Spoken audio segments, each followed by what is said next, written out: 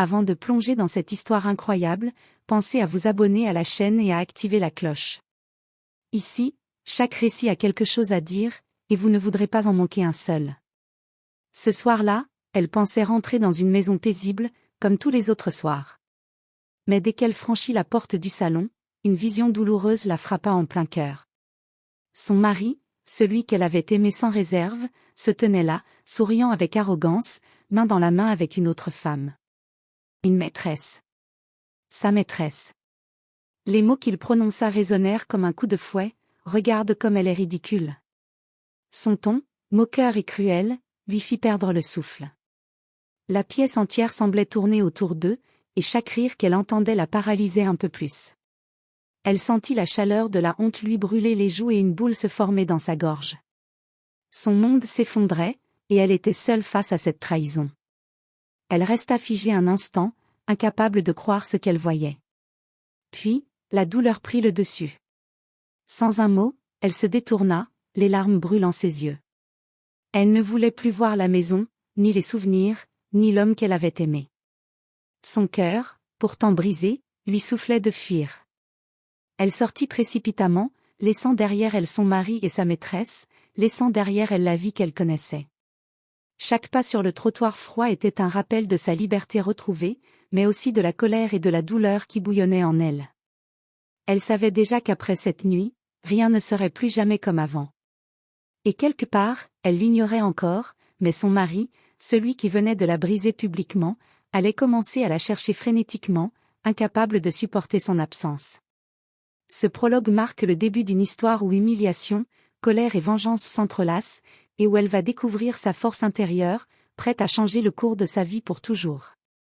Elle marchait dans la nuit, les talons claquant sur le trottoir humide, chaque bruit autour d'elle semblant amplifier sa douleur. Son cœur battait à tout rompre, non seulement à cause de l'humiliation qu'elle venait de subir, mais aussi à cause de la trahison qu'elle n'avait jamais imaginée. Comment l'homme qu'elle aimait pouvait-il la rabaisser ainsi, devant quelqu'un d'autre? Les lumières de la ville défilaient floues devant ses yeux. Ses mains tremblaient, ses larmes coulaient silencieusement, mais elle refusait de s'effondrer publiquement. Chaque respiration était un effort, chaque pensée un mélange de colère et de tristesse. Elle se souvenait des années passées à bâtir ce mariage, à croire en ses promesses, et maintenant tout semblait réduit à néant. Elle entra dans sa voiture, tremblante, et démarra sans destination précise. Elle conduisit à travers les rues désertes, laissant derrière elle la maison, les souvenirs, et surtout l'homme qui venait de la briser. Les phares illuminaient la route devant elle, mais l'obscurité semblait correspondre à son état intérieur, incertaine, seule, et perdue. À chaque feu rouge, elle revivait la scène, les rires cruels, le regard de sa maîtresse, la voix moqueuse de son mari. Un mélange de honte et de colère montait en elle. Mais sous cette colère, une force nouvelle émergeait. Elle comprit qu'elle ne pouvait pas se laisser écraser, qu'elle devait retrouver sa dignité, peu importe le prix. Alors qu'elle roulait, son téléphone vibra. Elle ne le regarda pas. Elle n'était pas prête à écouter ses appels, à entendre ses excuses, à faire semblant que tout pouvait redevenir comme avant. Ce qu'elle venait de subir ne s'effacerait pas si facilement. Mais quelque part, à cet instant même, son mari commençait déjà à paniquer.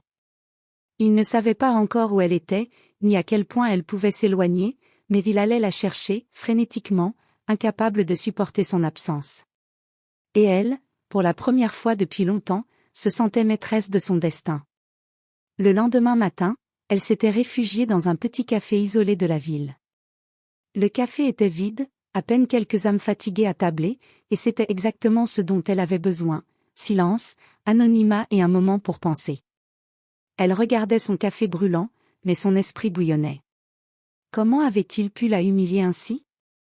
Comment avait-il osé l'exposer devant quelqu'un d'autre, comme si sa valeur ne comptait pour rien? Sa colère monta en elle, mais cette colère n'était plus la rage aveugle de la veille. Non, maintenant, elle était froide, calculatrice, prête à transformer la douleur en force. Chaque souvenir de l'humiliation se transformait en une étincelle de revanche, de contrôle retrouvé. Elle savait qu'elle devait reprendre le pouvoir, et ce pouvoir ne viendrait pas de lui, mais d'elle seule. Alors qu'elle réfléchissait à sa prochaine étape, son téléphone vibra. Un message, « S'il te plaît, Reviens, je ne peux pas vivre sans toi. Elle sourit amèrement. C'était lui, l'homme qui l'avait rabaissé hier, qui l'implorait maintenant.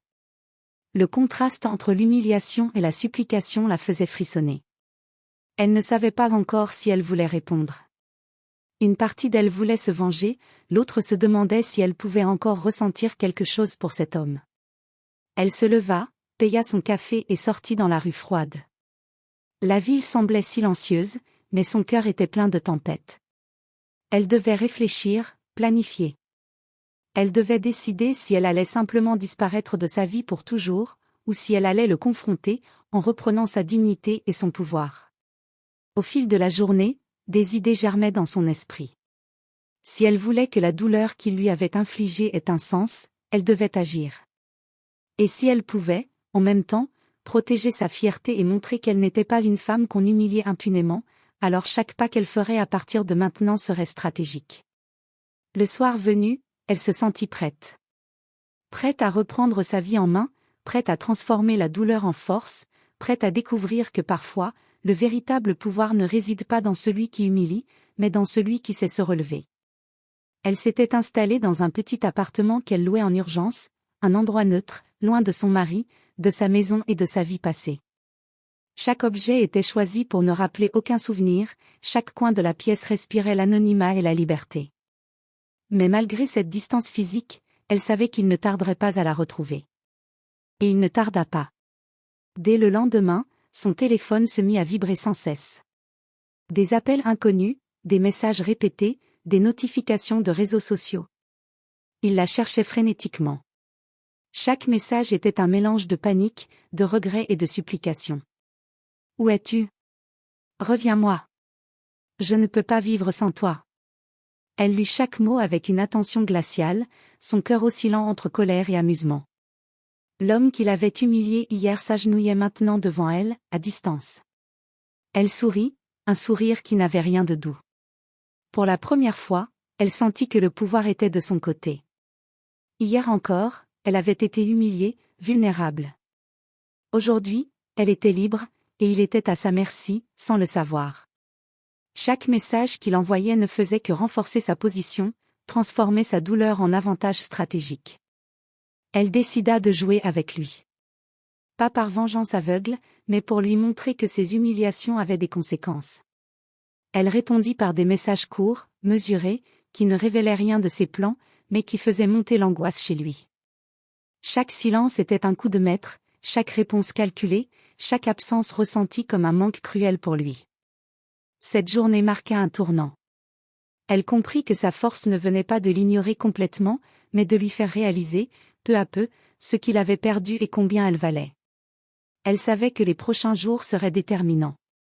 Et tandis qu'elle observait les notifications s'accumuler, elle se promit une chose, lorsqu'elle déciderait de revenir dans sa vie, ce ne serait pas comme la femme humiliée d'hier, mais comme celle qui avait retrouvé sa dignité, son pouvoir et sa liberté. La chasse avait commencé. Et cette fois, c'était elle qui tenait les rênes.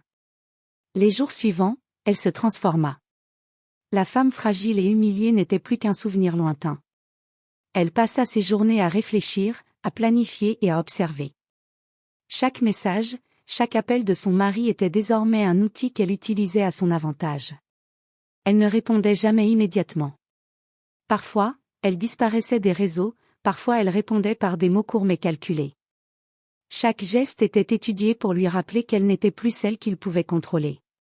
Elle se remémorait sa honte d'hier, mais au lieu de laisser la colère la consumer, elle la transformait en énergie. Elle commença à se reconstruire, shopping discret pour se réinventer, petite rencontre stratégique pour reprendre confiance, et une attention particulière à son apparence qui ferait tourner toutes les têtes lorsqu'elle réapparaîtrait. Elle savait que l'impact émotionnel de sa transformation serait sa meilleure arme. Un soir, elle reçut un message plus désespéré que les autres. « Je t'en supplie, donne-moi une chance, je regrette tout. » Elle sourit, mais cette fois, ce sourire était différent. Ce n'était pas un sourire de douleur, mais un sourire de maîtrise. Elle décida de le faire attendre encore un peu, juste assez pour qu'il ressente l'angoisse qu'elle avait ressentie hier. Et pendant qu'il la cherchait, elle commença à envisager son retour dans sa vie, mais à ses conditions. Elle voulait plus qu'un simple pardon. Elle voulait qu'il comprenne la valeur de la dignité, le poids des mots qu'il avait prononcés et le prix de son humilité.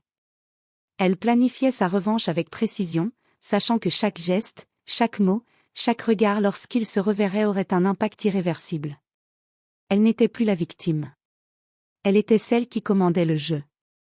À ce moment, elle comprit une chose, la vraie force ne réside pas dans ceux qui blessent, mais dans ceux qui savent se relever et se réinventer. Et elle était prête. Le jour tant attendu arriva. Elle entra dans le hall de leur ancien quartier général, un lieu qu'elle connaissait par cœur, mais cette fois, elle n'était plus la même.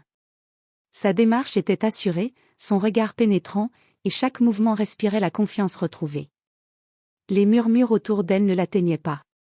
Aujourd'hui, elle était prête à faire face à l'homme qui l'avait humiliée. Il la vit entrer et son souffle se bloqua.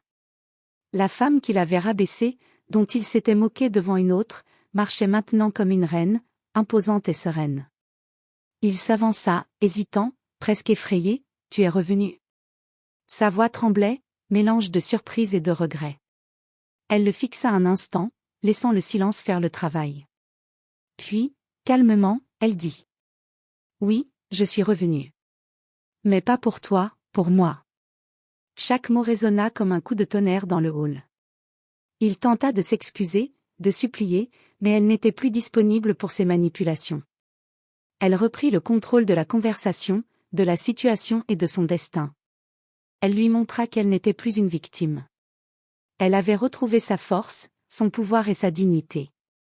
Puis, avec un calme glacial, elle ajouta. « Tu m'as humiliée hier, mais regarde-moi aujourd'hui. Si tu pensais que je reviendrais faible, tu te trompais. Tu as perdu ton pouvoir sur moi le jour où tu as ri de moi. Maintenant, c'est moi qui décide. » Il resta silencieux, incapable de trouver une réponse qui pourrait réparer ses torts. Elle savait que son retour n'était pas une réconciliation, mais une leçon de vie. Une leçon sur la valeur de la dignité et sur le prix de l'humiliation. En quittant le hall, elle sentit une liberté intense. Elle avait affronté la douleur, transformé sa colère en stratégie, et repris le contrôle de sa vie. Et tandis que son mari restait là, figé, elle sut qu'elle n'était plus jamais la femme qu'il pourrait humilier. Elle était désormais la femme qui avait retrouvé son pouvoir. La revanche n'était pas seulement dans ses mots ou ses actions, mais dans sa renaissance.